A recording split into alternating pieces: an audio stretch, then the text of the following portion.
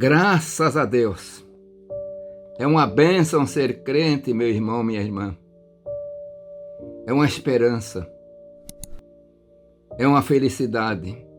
Embora muitas vezes venha a luta, venha as tribulações, porque o Senhor mesmo disse que Deus é bom e faz que o seu sol desça sobre maus e bons. Então nós estamos sujeitos às intempéries da vida, mas Ele está conosco. E eu quero vos saudar nesta oportunidade com a paz de nosso Senhor e Salvador Jesus Cristo. E quem vos saúda, vos cumprimenta é vossa irmã em Cristo, pastor Agissé Berto da Silveira. Meu irmão, minha irmã, você que é ouvinte do canal Mensagem Esperança, não esqueça de dar o seu like, ativar o sininho, se inscrever no canal e fale para os outros irmãos. Precisamos aumentar o número, a quantidade daqueles que ouvem, porque muitos estão precisando da palavra e não sabem que tem uma mensagem dessa assim que sai todo dia. Mensagem simples, mas que vai ao coração do homem.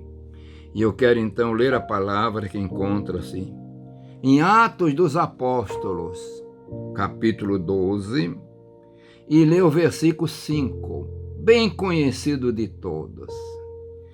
Pedro, pois, era guardado na prisão, mas a igreja fazia contínua oração por ele a Deus. Meus irmãos, igreja primitiva, época de perseguições, mas os discípulos do Senhor sempre enfrentaram perseguições, sempre houve lutas, sempre houve perseguição. E agora, o rei Agripa, Herodes Agripa, ele tinha mandado matar a espada Tiago. Tiago, discípulo do Senhor apóstolo. E aquilo agradou o povo. Os judeus ficaram contentes, porque era um ódio contra a igreja. E mandou prender a Pedro e também botou na prisão. E queria matar a Pedro também. Mas uma coisa importante, meus irmãos, diz a palavra que a igreja fazia contínua oração por ele a Deus. Naquele tempo, não tinha templos como nós temos hoje. Se reuniu nas casas, uma casa maior assim se reuniu. Mas era a igreja, porque a igreja não é o templo, a igreja somos nós. Eles faziam contínua oração a Deus. E diz a palavra, de noite aconteceu um milagre. Resultado da oração, o anjo do Senhor veio na prisão. Brilhou uma luz, resplandeceu ali na prisão. E ele, tocando a Pedro, despertou. Pedro estava dormindo. Que tranquilidade, né, meu irmão? Eu não sei se eu conseguiria dormir tendo algemado de um lado e do outro com guarda, e sabendo de uma hora para outra ia morrer. Mas Pedro estava em paz. Será? Eu acho que o Senhor estava falando com Pedro. E estava dormindo, aí o anjo teve que acordar ele. Aí soltou. E ele vai para a casa de Maria, né? Lá na casa de Maria, que era mãe de João, o João Marcos. E diz a palavra, onde muitos estavam reunidos e oravam. Meus irmãos, eu quero focalizar outra coisa agora. Existem muitos Pedros com nome diferente, mas não estão na prisão. Pedro ainda também não era nem o líder da igreja em Jerusalém, porque dá-nos a entender que Tiago era o líder, né? Tiago depois o irmão do Senhor. A igreja, eu quero focalizar isso agora, deve orar pelos seus líderes. Meus irmãos, minhas irmãs, orem pelos pastores, orem pelos evangelistas, orem pelos presbíteros, orem pelos auxiliares de trabalho, pelos missionários, orem por aquele que está na frente do trabalho, para que tenha unção, tenha graça. Pedro estava preso literalmente.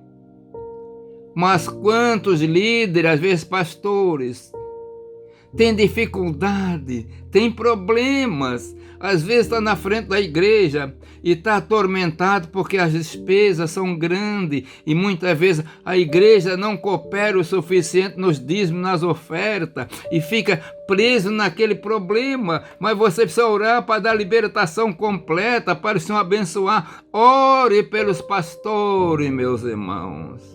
Tem crente que vai para o culto, aí tem uma poltrona, ou tem um banco para sentar, tem a luz elétrica, tem um ar-condicionado e não contribui com nada, nem na oração.